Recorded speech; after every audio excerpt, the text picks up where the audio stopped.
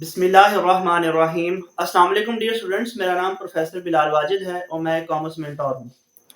आज की क्लास में हम दो डेफिनेशंस को डिस्कस करेंगे नॉन प्रॉफिट ऑर्गेनाइजेशंस के रेफरेंस में, और ये दोनों डेफिनेशन बहुत इंपॉर्टेंट हैं। इनको कंसेप्चुअली समझेंगे। ये पेपर में एज अ डेफिनेशन भी वो पूछता है और इसके एमसीक्यूज बना के भी वो पूछता है। तो एक है रिसीट एंड पेमेंट अकाउंट और एक है इनकम एंड एक्सपेंडिचर अकाउंट। जैसा कि हमने एनपीओ के रेफरेंस में ये पढ़ा था कि एनपीओ अपने लिमिटेड अकाउंट्स को मेंटेन करती है, एनपीओ प्रॉपर अकाउंट्स को मेंटेन नहीं करती। NPO non profit organisation limited accounts को मेंटेन करती है, और उस लिमिटेड अकाउंट्स में एक होता है रिसीट एंड पेमेंट अकाउंट, एक होता है इनकम एंड एक्सपेंडिचर अकाउंट और एक होती है बैलेंस शीट। तो आज हमने इन दो को देखना है, रिसीट एंड पेमेंट अकाउंट और इनकम एंड एक्सपेंडिचर अकाउंट को। बुक की डेफिनेशन पे जाने से पहले हम रिसीट एंड पेमेंट अकाउंट को सादा अल्फाज में समझते हैं। देखें, रिसीट एंड पेमेंट अपने नाम से जाहिर है, कितने पैसे लिए और कितने पैसे दिए। एक कागज के ऊपर, एक सफ़े के ऊपर हम एक लाइन खींचते हैं। एक तरफ जितने पैसे किसी भी एनपीओ को रिसीव हुए वो लिखते हैं, और एक तरफ जितने भी पैसे किसी एनपीओ ने पे किए वो लिखते हैं। इसे सिंपल जबान में हम क्या देते हैं, रिसीट एंड पेमेंट अकाउंट। इसे क्या कह देते हैं, रिसीट एंड पेमेंट अकाउंट। ये बेसिकली कैश बुक की एक समरी होती है। ये मैं डेफिनेशन पढ़ाते हुए एक्सप्लेन करूंगा। दूसरी चीज क्या है, इनकम एंड एक्सपेंडिचर अकाउंट। अब यहाँ पे बच्चे सबसे पहले एक क्वेश्चन ये पूछते हैं कि सर, इनकम से क्या मुराद है। पहले आप ये कहते हैं कि ये नॉन प्रॉफिट ऑर्गेनाइजेशन है, और फिर आप कहते हैं कि हम इसका इनकम एंड एक्सपेंडिचर अकाउंट बनाएंगे। जब ये नॉन प्रॉफिट ऑर्गेनाइजेशन है तो इनकम का सवाल क्या पैदा होता है।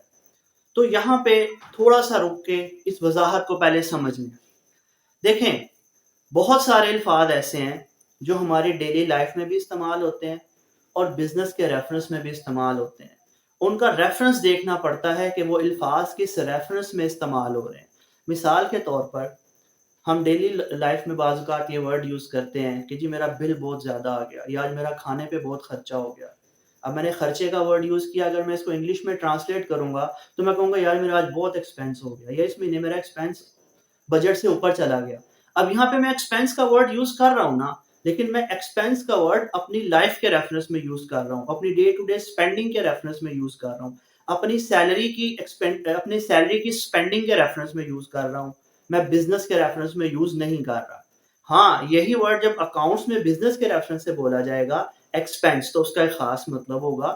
लेकिन ये एक्सपेंस ऐसा नहीं है कि अगर अकाउंटिंग में एक्सपेंस बोला जाएगा और डेली लाइफ में एक्सपेंस बोला जाएगा तो हम उसको भी डेली लाइफ को भी अकाउंटिंग के रेफरेंस में लेंगे। नहीं, उसको हम डेली लाइफ के रेफरेंस से लेंगे। इसी तरह मैं आपको अगर मिसाल दूं, देखें, हम सैलरी अर्न करते हैं, हम सैलरी कमाते हैं, सैलरी मेरा सोर्स ऑफ इनकम है, सैलरी मेरी इनकम है।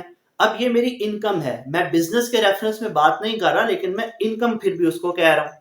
इसी तरह बहुत एक कॉमन एग्जांपल है, हम जब छोटे छोटे थे तो बचपन में हमें ईदी इकट्ठी होती थी और दोस्त पूछते थे बताओ तुम्हारी कितनी कमाई हुई है। तो अगर हम उसको भी इंग्लिश में ट्रांसलेट करें तो वो भी इनकम ही है, हालांकि वो भी बिजनेस के रेफरेंस में बात नहीं हो रही। तो सबसे पहले हमें यह देखना पड़ेगा कि हम किस रेफरेंस में बात कर रहे हैं। हम किस रेफरेंस में बात कर रहे हैं, हम बिजनेस के रेफरेंस में बात कर रहे हैं या हम बिजनेस के रेफरेंस में बात नहीं कर रहे। तो यहाँ पे नॉन एनपीओ के अंदर जब हम इनकम एंड एक्सपेंडिचर अकाउंट की बात करेंगे तो हम बिजनेस के रेफरेंस में बात नहीं करेंगे, बिजनेस के रेफरेंस में बात नहीं करेंगे। ठीक हो गया। तो इसका मतलब है ये वर्ड वैलिड है। दूसरी एक्सप्लेनेशन इसकी बहुत सादा सी है। देखें, अकाउंटिंग के अंदर कुछ कन्वेंशंस चले आ रहे हैं। कन्वेंशंस का मतलब है कि हमारे पुरखों ने, हमारे बुजुर्गों ने, जो हमारे अकाउंटेंसी में हमारे बाप दादा थे, उन्होंने कुछ नॉर्म्स सेट की हुई हैं, उन्होंने कुछ चीजें सेट की हुई हैं, और हम उनको हिलाने की जरूरत नहीं करते। हमें नजर आ रहा होता है। जैसे अब यहाँ पे एक वर्ड यूज होता है एक्सपेंडिचर।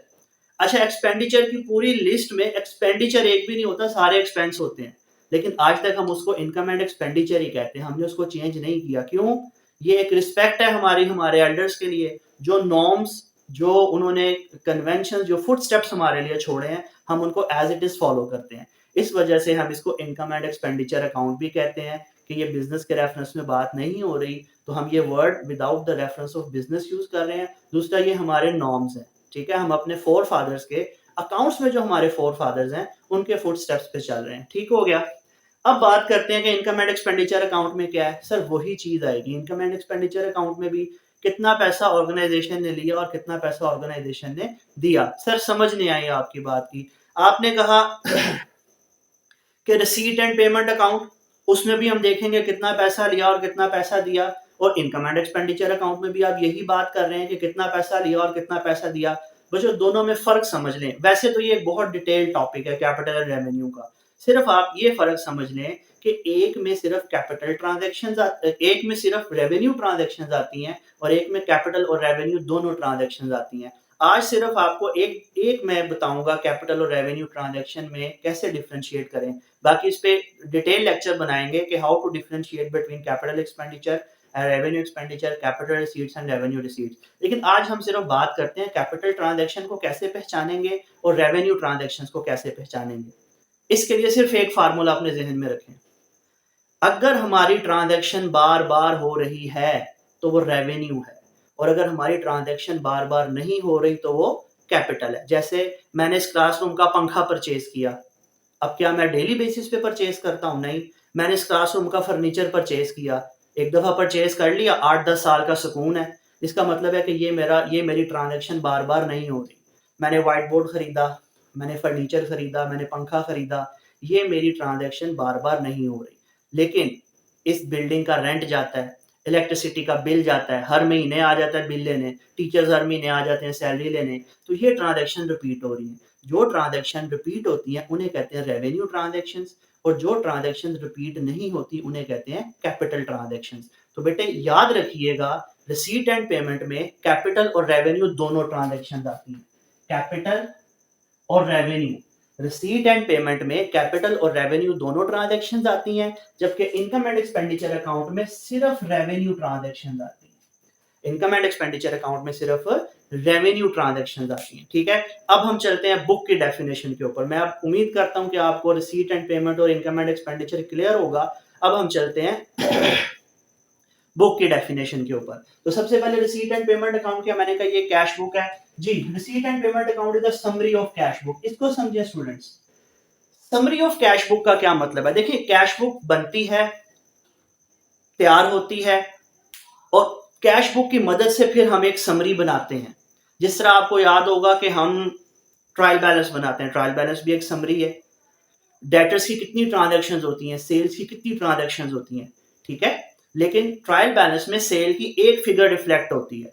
परचेज की कितनी ट्रांजैक्शंस होती हैं, लेकिन ट्रायल बैलेंस में परचेज की एक फिगर रिफ्लेक्ट होती है। इसी तरह फर्ज करें कि मेरी कैश बुक के अंदर, स्टूडेंट्स ये देखें मेरी, मैं कैश बुक बना रहा हूं, मेरी कैश बुक के अंदर सेल है, सेल है, सेल है, सेल है।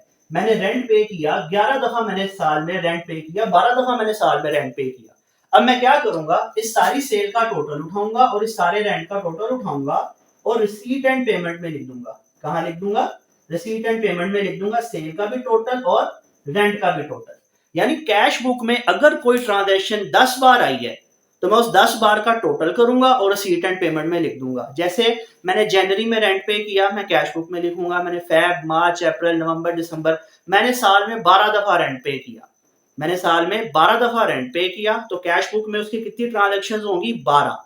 लेकिन जब मैं कैश बुक से रिसीट एंड पेमेंट अकाउंट बनाऊंगा तो मैं उन सब 12 के 12 रेंट की ट्रांजैक्शंस को इकट्ठा करके एक अमाउंट रिसीट एंड पेमेंट में लिख दूंगा। ठीक है, इसलिए हम ये कहते हैं कि receipt and payment account is a summary of cash book.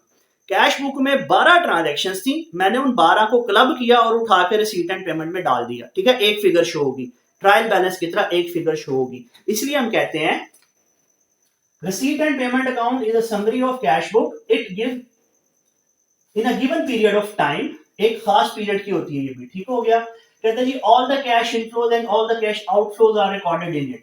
जितना पैसा कारोबार में आया और जितना पैसा कारोबार में से गया वो सारा इधर रिकॉर्ड होता है। ठीक है, अब वो एमसीक्यूज इसमें से कौन कौन से पूछता है? वो आपसे पूछता है कि बताएं रिसीट एंड पेमेंट अकाउंट में कौन सी नेचर की ट्रांजैक्शन होती है। तो आपने उन्हें बताना है कैपिटल और रेवेन्यू दोनों नेचर की ट्रांजैक्शंस हमारी रिसीट एंड पेमेंट अकाउंट में होती हैं। वो आपसे पूछता है कि रिसीट एंड पेमेंट अकाउंट क्या है, डैश ऑफ कैश बुक। तो आपने बताना है summarise form of cash book या समरी ऑफ कैश बुक। ठीक है, अब आते हैं इनकम एंड एक्सपेंडिचर अकाउंट पे।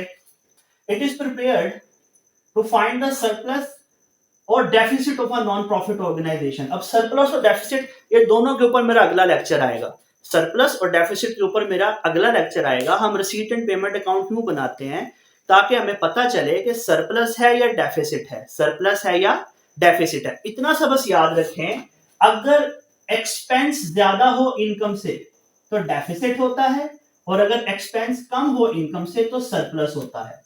ठीक है, इसकी पूरी डिटेल आएगी, वीडियो आएगी कि ये अक्रूवल सिस्टम पे बनाया जाता है, प्रॉफिट एंड लॉस के सब्स्टिट्यूट के तौर पे कह लें या उसकी जगह पे बनाया जाता है। सेम फंक्शन परफॉर्म करता है जैसा फंक्शन हमारा पीएल परफॉर्म करता है, लेकिन यहाँ पे अगर हमारी इनकम ज्यादा है तो हम उसको प्रॉफिट का नाम नहीं देते। ये जब सरप्लस और डेफिसिट की डेफिनेशन पढ़ेंगे वहां इंशाल्लाह डिटेल में बात करेंगे। फिलहाल हम क्या करते हैं, हमने इनकम एंड एक्सपेंडिचर अकाउंट क्यों बनाना है, सिर्फ इसलिए बनाना है ताकि पता चले कि हमारी इनकम ज्यादा है या हमारे खर्चे ज्यादा हैं।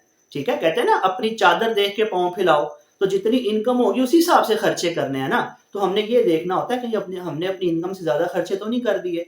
अगर इनकम ज्यादा है और खर्चे कम है तो हम कहेंगे सरप्लस आया, और अगर हम देखेंगे कि इनकम कम है और खर्चे ज्यादा है तो डेफिसिट आया। और ये डेफिसिट और सरप्लस निकालने के लिए हम जो अकाउंट बनाते हैं वो क्या कहलाता है, इनकम एंड एक्सपेंडिचर अकाउंट। इसमें सिर्फ रेवेन्यू नेचर की, इसमें सिर्फ कौन सी ट्रांजैक्शन आती हैं, रेवेन्यू नेचर की ट्रांजैक्शन आती हैं। वो अक्सर एमसीक्यू में पूछता है कि इनकम एंड एक्सपेंडिचर अकाउंट किस बेसिस पे बनाया जाता है, तो आपने याद रखना है एक्रूवल बेसिस पे बनाया जाता है। इनकम एंड एक्सपेंडिचर अकाउंट में किस तरह की ट्रांजैक्शन आती हैं, रेवेन्यू ट्रांजैक्शन आती हैं या नॉमिनल नेचर की। एक और वर्ड आता है बेटा, नॉमिनल नेचर। ये दोनों आपने याद रखने, रेवेन्यू ट्रांजैक्शंस और नॉमिनल नेचर। ठीक है, बाकी सरप्लस और डेफिसिट ये भी डिटेल्ड समझने वाली चीजें हैं, इनको हम इंशाल्लाह नेक्स्ट डेफिनेशन में कवर करेंगे।